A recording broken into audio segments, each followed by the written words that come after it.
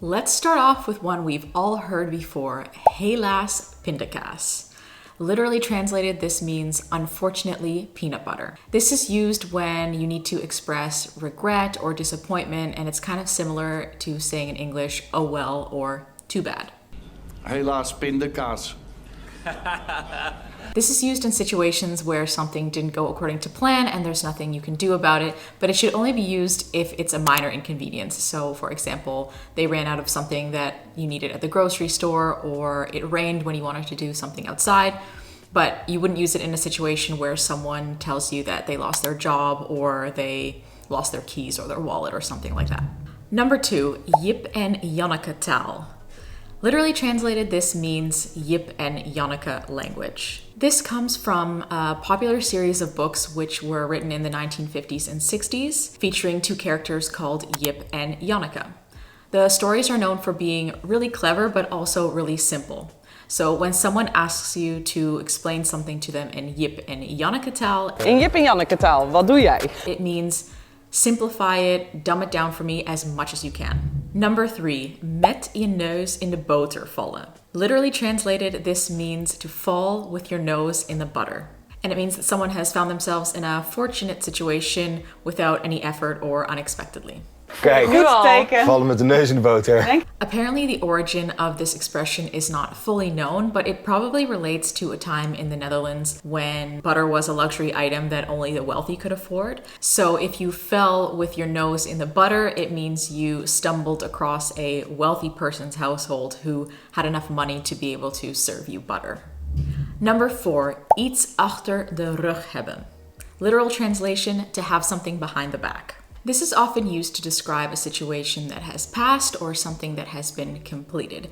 And usually it is something more difficult or stressful. So now that it's behind you or behind your back, you can move on to new and different things. So for example, if someone just finished a difficult exam, they might say, gelukkig heb ik mijn examen achter de rug.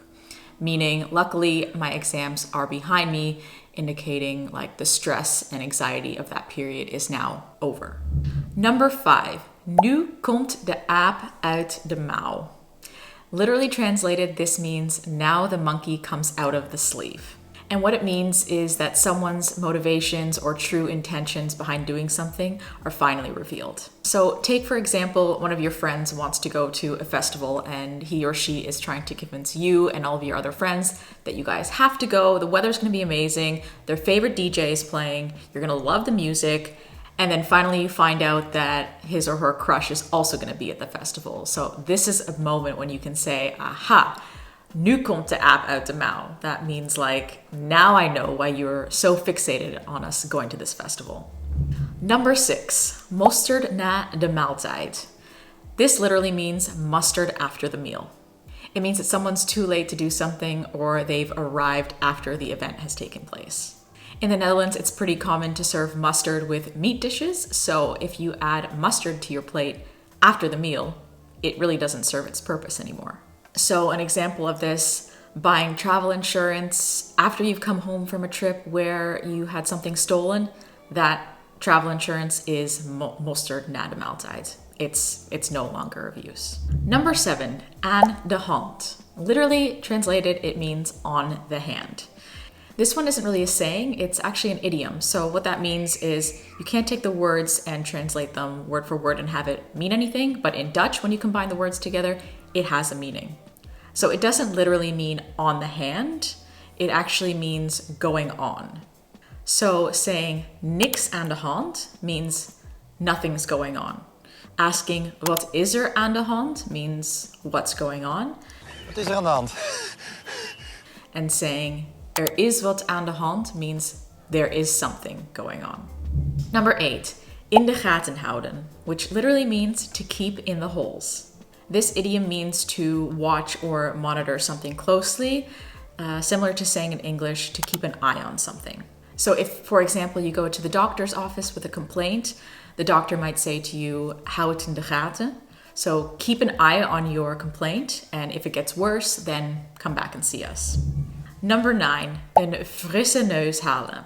Literally translated, this means to get a fresh nose. Lekker in de natuur een frisse neus halen doet de mens namelijk goed. But what it really means is just to go outside and get some fresh air. So it's similar to saying you're going to go for a walk or take a breather. Number 10, met de deur in huis vallen. Literally translated, it means to fall into the house with the door. It means you're going to get straight to the point without any small talk, and it's similar to saying you're going to cut to the chase in English. So if you're going to meet with your boss for a discussion about an increase in your pay, you can start the conversation off by saying: ik val meteen maar even met de deur in huis. Ik wil graag een salarisverhoging en dit zijn de redenen waarom. Which would be like saying, I'm going to cut right to the chase. I would like an increase in pay and these are the reasons why. Number 11, geen meter. Literally translated, this means no meter, but actually this expression is like a unit of measurement in Dutch, which would translate roughly to nothing or not at all. So what you might hear someone say is like, ik vertrouw hem voor geen meter, which is like, I don't trust him for a meter, but obviously that just means I don't trust him at all. Another popular way to use this is by saying, het werkt voor geen meter, so it doesn't work at all. Ik ben hier helemaal klaar mee, dit werkt voor geen meter. So maybe like someone bought a product that was supposed to make their hair grow longer, but they tried it out for 2 months and het werkt voor geen meter. It just doesn't work. Number 12, geen kip or geen hond. And this literally just means no chicken or no dog. This idiom is used to indicate that a place is deserted, there's no one there at all, so there's not a chicken or a dog in sight. It's similar to saying like there's not a soul here. So if you were like the first person at a party or a festival and you called your friend, you could say, er is geen kip, er is gewoon niemand hier. Number 13, het slaat nergens op. Literally translated, this means it hits on nothing. But what this expression actually means is it doesn't make sense or it's nonsense. So it's obviously used to convey that something is illogical or absurd or unreasonable. So if you're struggling to build some furniture and you're trying to follow the instructions, you could say something like, ik probeer deze handleiding te volgen, maar het slaat nergens op. So I'm trying to follow the manual, but it doesn't make any sense. Number 14, een heel eind komen, which means to come a whole end.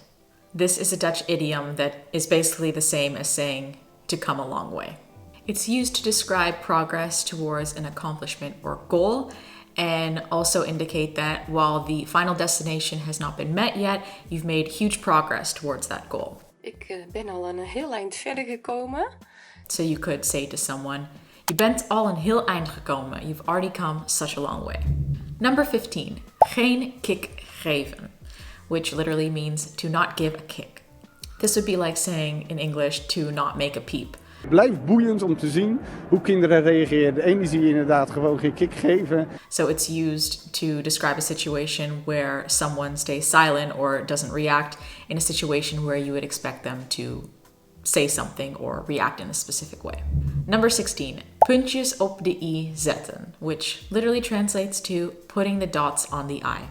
This Dutch idiom is a lot like the English saying dotting the I's and crossing the T's. It's used to describe the process of putting the final touches on something to make it complete or perfect. So while most of the work is done, there are just a few small details that are needed to kind of wrap things up. So if someone asks you whether you've fully planned out your holiday yet, you could say something like, ik moet nog de puntjes op de i zetten, maar we zijn er bijna. So like, you still have some final touches, but you pretty much have everything planned out.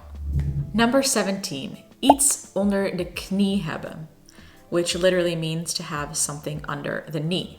And this saying is used to describe having mastered a particular skill or having learned to do something really well. Maar als je hem eenmaal onder de knie hebt, dan gaat je skiniveau echt vooruit. This saying is thought to have originated in horse riding, where a good rider would have to have good control of the horse and keep it steady by gripping it under the knee. Number 18, maak borst, maar nat. This literally translates to make your chest wet. This one always confused me. I never really understood the connection between the saying and what it actually means, but it's supposed to warn someone that they're in for an unpleasant time or they're going to have a lot of difficult work ahead of them. Kortom, Elon Musk kan zijn borst nat maken. So it's kind of like in English when you say you have your work cut out for you. Number 19, laatste loodjes. This translates to the final weights. This is used to describe the final phase of a project or task, which is usually the most difficult. It comes from the saying, de laatste loodjes wegen het zwaarst, which means the final weights are the heaviest. So the final small details of the project or task are usually the most difficult. So you could say, we zijn bijna klaar met de verbouwing. We moeten alleen nog even de laatste loodjes leggen, which means we're almost done with the renovation. We just need to finalize the last few tasks. Number 20, doe normaal. This literally translates to do normal or act normal. Ja, alsjeblieft, doe even normaal. Yeah. This is a shortened version of the Dutch saying, doe maar normaal, dan doe je al gek genoeg, which means just act normal, that's already crazy enough. This one really reflects the Dutch cultural value of doe maar gewoon, which really stresses the importance of modesty and avoiding excessive displays of wealth or success. But in everyday life and conversation, you'll actually hear doe normaal a lot when someone's being dramatic, like a child, for example. Number 21, weet ik veel. If you had to literally translate this, I guess it would be know I much, but of course that means nothing. What it actually means is I don't know, or how should I know? Ja, joh, weet ik veel. Zeg het maar gewoon, ik heb geen idee. You can use it as a response to a question that someone has asked you which you don't know the answer to, but you could also use it to say I don't know mid-sentence, the same way we do in English. So for example, I could say, ik heb thuis, weet ik veel, 20 planten. So at home I have, I don't know, 20 plants. There you have it, 21 common Dutch expressions. That's all I have for you guys today. Thanks for being here. Don't forget to subscribe so you don't miss any tips, and I'll see you next time.